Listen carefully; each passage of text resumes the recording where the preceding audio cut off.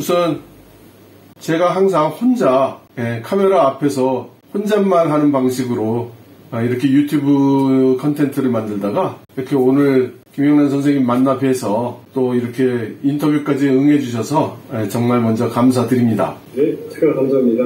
영광입니다. 별 말씀을요.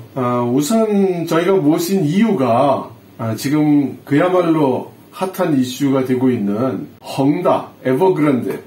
지금 이 에버그란데 사태로 전 세계가 이제 시끄럽지 않습니까? 근데 또 마침 에버그란데 그룹에서 근무를 하고 계셔서 저희가 오늘 모시고 간단하게 몇 가지 좀 여쭤보려고 합니다. 우선 저희는 그냥 헝다, 에버그란데 그러면 대부분 다 부동산 회사로 알고 있거든요. 그런데 보도되고 있는 내용을 보면은 뭐 전기 자동차 회사도 있고 아마 산하에 또 다른 사업들도 하고 있지 않나 하는 생각이 드는데 헝다 에버그란데 그룹의 사업 내용에 대해서 그냥 간단하게 좀 설명을 한번 해주시죠. 일단 헝다그룹은 최근 6년 연속 포춘 500에 랭크되어 온 부동산 개발을 기본 사업을 하는 대기업이고요.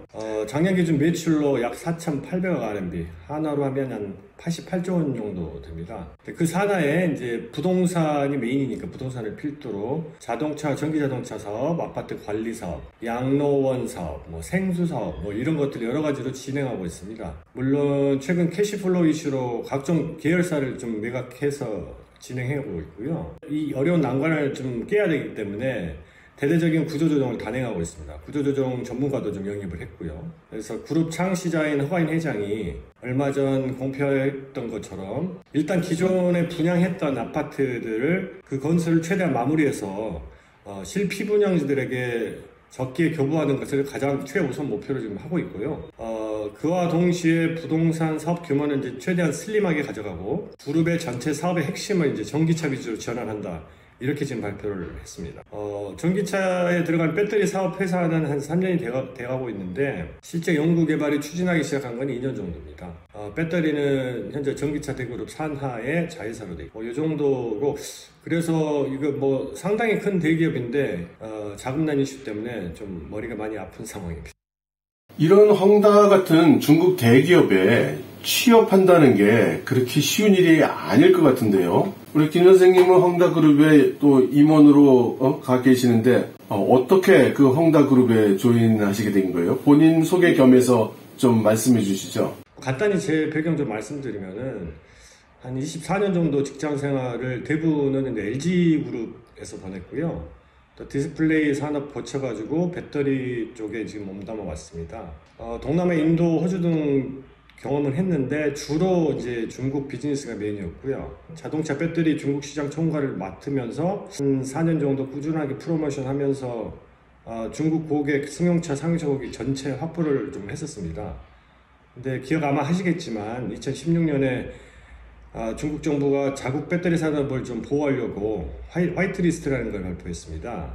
의도적으로 이제 한국산 배터리를 규제한 건데요. 그래서 설상가상으로 이제 한국 정부가 또 사드 배치까지 하면서 한중 관계가 확 얼어붙었고 한한령이 시작이 됐죠. 그 피해자가 이제 산업에서는 제가 됐다고 보시면 맞습니다. 그래서 이제 본사에 있으면서 계속 활로를 좀 모색했는데 골치가 좀 아팠고 고민이 좀 많이 됐던 와중에 중국 헤드헌터한테서 연락이 갑자기 왔더라고요. 위챗을 추가하자고.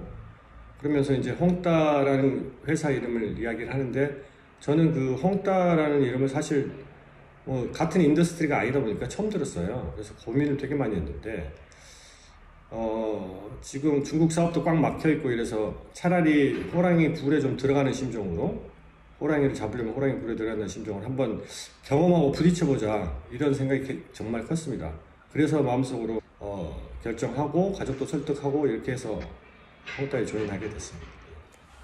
정말 쉽지 않은 결정을 하신 것 같은데요. 그러면 그 헝다 안에 들어가셔서는 어떤 일을 하시게 된 건가요? 아시는 대로 헝다는 그 부동산 시행 산업을 위주로 해왔고 사실 이 전기차 배터리 이쪽은 신생 기업이다 보니까 이제 그 회사 헝다 자체적으로요.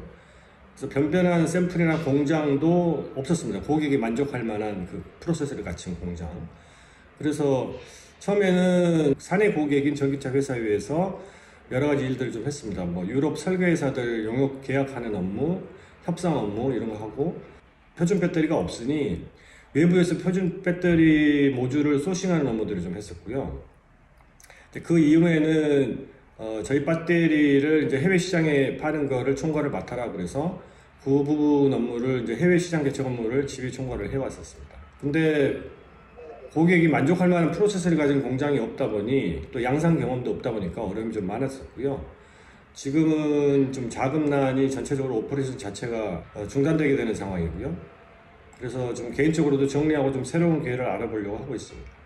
정말 고생이 많으실 것 같아요. 그리고 거기 근무하실 때에도 보통 한국인으로서 중국 기업에서 일하는 게 쉽지 않을 것 같은데 이런 한국 기업하고 중국의 대기업하고 한국의 대기업과 중국의 대기업 실제 겪어보시니까 어떤 차이가 있던가요? 참 좋은 질문이신데요. 약간의 컬처 쇼크 같은 것도 좀 있었고 뭐 간단히 몇 가지 좀 말씀드리면은 물론 헝다가 중국 기업을 대기업들을 대변한다고 볼 수 없고 일반화하기는 좀 어렵겠지만 여러 스타일들의 기업이 있으니까요. 근데 제가 헝다에서 있던 경험에 비춰서 몇 가지 말씀드립니다. 일이 있으면 알아서 주말에 처리하고 또 뭐 유럽 파트너들하고 일할 때는 또 시차에 대응하려고 프로젝트 팀을 A조, B조 나눠가지고 24시간 풀 가동을 합니다. 실제 그렇게 업무량이 많은 게 밸류가 많다라고 직접적으로 이어지지는 않지만, 감탄할 만한 거는 실행력이나 속도는 정말 빠릅니다. 근데 이제 다른 부분을 좀 말씀드리면, 제가 근무했던 LG, 특히 이제 다른 대기업들도 마찬가지지만, 점차적으로 계속 선진화되고 있잖아요. 느낀 거는 인파먼트 자체가 좀 많이 부족합니다. 그러니까 그룹 오너나 아니면 동사장 레벨 정도 외에는 결정권이 전혀 없습니다. 심지어 총재 레벨도 결정을 전혀 못하고요. 다 올려서 하나하나 보고를 받아야 되는, 그래서 좀 그런 부분에서 효율이 많이 떨어지고요.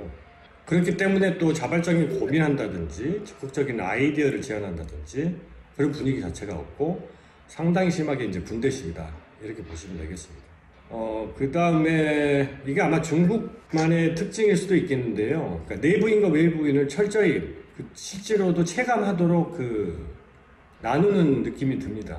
그러니까 부동산 이전의 회사 출신인 지금 경영자들과 오래 한솥밥을 먹었던 사람과 바깥에서 전문가라고 영입하는 사람들과의 괴리, 실제적인 정보, 고급 정보도 또 민감한 이슈 관련 회의도 배제가 됩니다.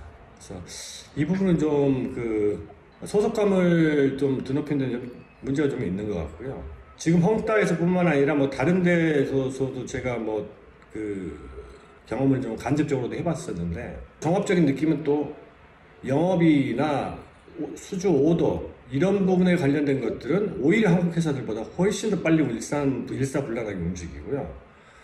딱 그런 프로젝트 수주를 해야 되겠다, 아니면 고객에 대한 부분이 있다, 이런 거는 철저하게 고객 위주 마인드는 확실히 있고, 그래서 그게 일사불란하게 전사적으로 좀 서포트하는 분위기, 이런 건 좀 있는 것 같습니다. 요 정도가 차이가 아닐까 싶고요. 그리고 지금 지적하셨듯이 지금 헝다에는 큰 자금난이라는 문제가 닥쳐 있고, 또 외부 세계에서는 헝다의 부채가 대단한 규모이기 때문에 전 세계적으로도 영향을 줄 거라는 그런 우려들을 많이 하고 있는데, 사실 바깥에서 볼 때는 실제 헝다가 얼마나 어려운지는 사실 감이 안 잡히거든요. 그러니까 내부에서 보는 시각, 또 내부 조직원들이 체감하는 현재 헝다가 직면하고 있는 어려움, 그건 어떤 정도입니까? 이 부분이 상당히 좀 민감한 부분인데, 아까 제가 말씀드렸던 기존에 같이 한솥밥 먹었던 소위 말하는 라오헝따라는 쪽 사람들과 외부에서 영입한 이제 실제 인더스트리 전문가들과의 정보 교류가 그런 부분은 잘 안 되는 거죠. 그래서 아마 미리 좀 감지하고 정보를 갖고 있던 기존 인원들은 있었겠으나, 대부분의 저 포함한 이제 외국 전문가들, 그 다음에 중국 내 다른 회사에서 온, 같은 인더스트리 내 다른 배터리 회사나 다른 전기차 회사에서 온 사람들은 실제로 그 캐시플로우 이슈가 제대로 빵 터질 때까지는 거의 모르고 있었어요.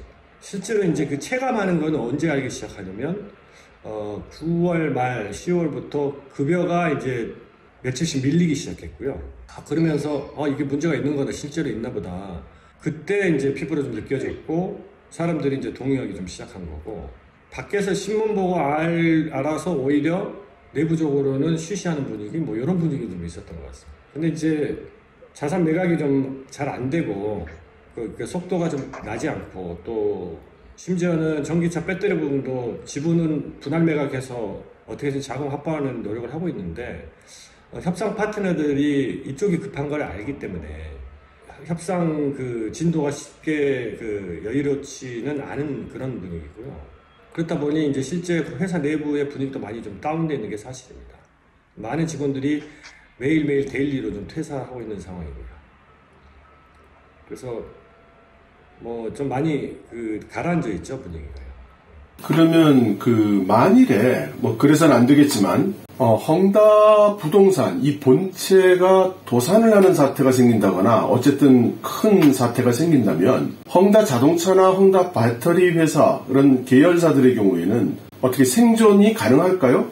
다른 데 인수된다거나 해서 생존이 가능할지, 아니면 역시 정리의 길을 걸을지, 어느 쪽 가능성이 더 클까요? 만약에 그렇게 된다면은 일단은 초반에는 전기자동차나 배터리 사업 자체는 거의 올스탑이 될 겁니다.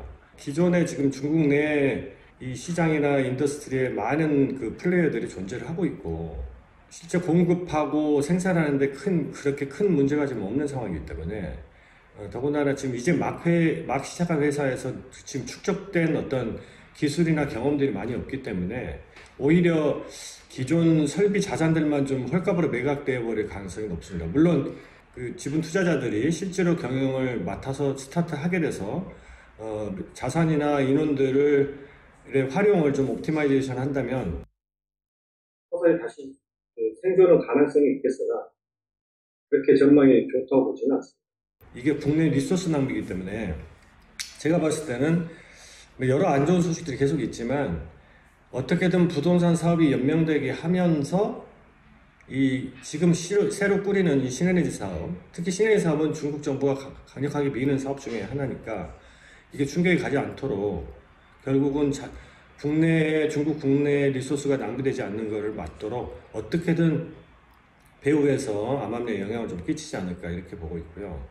실제로 이미 정부에서 사람들을 파견해서 그룹의 재무 관련 핵심 업무들은 실시간 모니터링 하는 걸로 이렇게 듣고 있습니다. 말씀하신 대로 그 헝다 전기자동차나 헝다 배터리는 사실 중국 정부가 밀고 있는 큰 에너지 산업 전반에서 한 구성 요소이기 때문에 어떤 면으로는 대체할 수 있는 회사가 많기 때문에 중요하지 않을 수도 있고, 그렇지만 전체 산업을 육성한다는 차원에서는 그 리소스를 살려갈 수도 있고, 뭐 그런 상황이겠네요. 예, 그렇죠. 예, 결국 뭐 예단하기는 어려우나 아예 그냥 이렇게 없어지게 놔두지는 않을 것 같은 생각입니다. 워낙 투자한 것들이 많고요. 그것도 벌려놓은 것들도 있고 이러기 때문에.